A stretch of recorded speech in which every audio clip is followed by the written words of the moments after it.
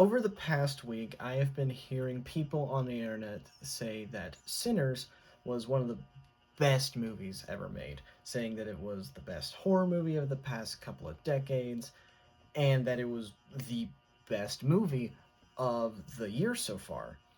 And I was already very excited for this movie. Ryan Coogler, I've really enjoyed the movies that he directed previously. I'm also a fan of vampires and this time period.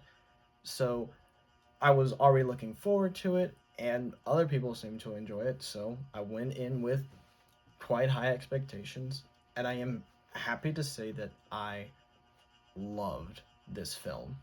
Now, don't go start putting words in my mouth. I don't think that this movie is a perfect masterpiece or anything, or that it even is the best horror movie of the past few decades. I think that that's still Robert Eggers' Nosferatu from last year. And if you're looking for original horror movie, then I would say that Don't Breathe. I like that movie more than this one as well. But it's still very good. For starters, this movie is very unique. Now, it's not reinventing the wheel with vampires or this period or anything like that, but it's very unique in a more subtle way. I can't really explain it, but like while you're watching it, it just doesn't seem like anything you've ever seen before. There's nothing quite like it.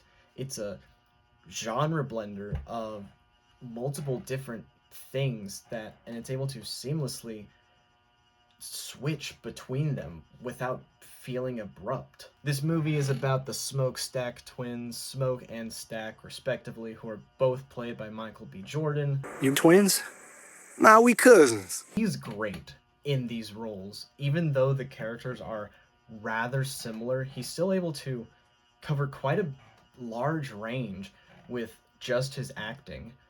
The movie is about his characters putting together a party at this barn that they recently purchased, inviting a bunch of people to come over where they will play music, party, dance, and drink booze until the sun comes up.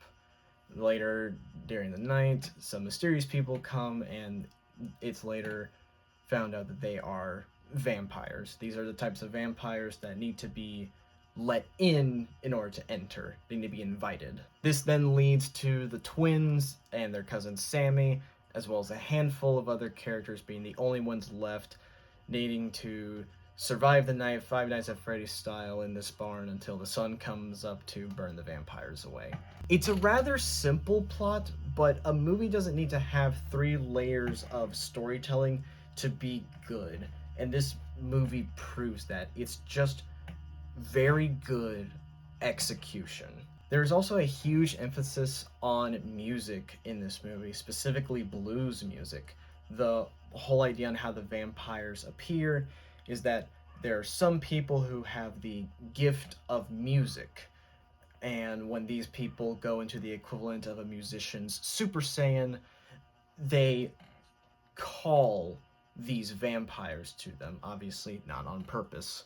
When they do this, they also summon other musically gifted spirits that only the vampires can see. That's what specifically calls them.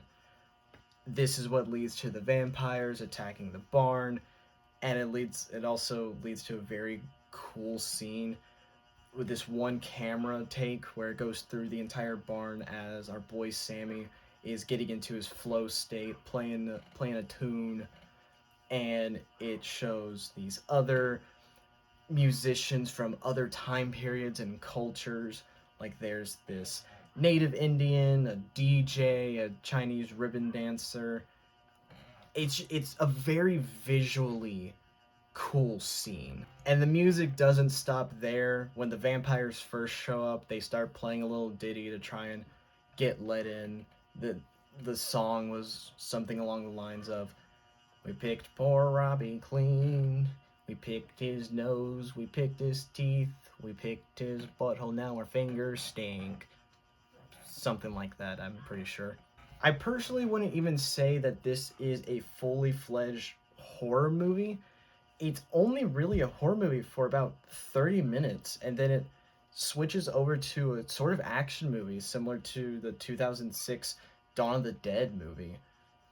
Since it is a blend of a lot of different genres, it's kind of hard to put it into one specific box, which I do really like. I will say that it seems that Marvel has corrupted all of Hollywood with the obsession of end credit and mid credit scenes, even when it doesn't even make any sense for that movie to have it.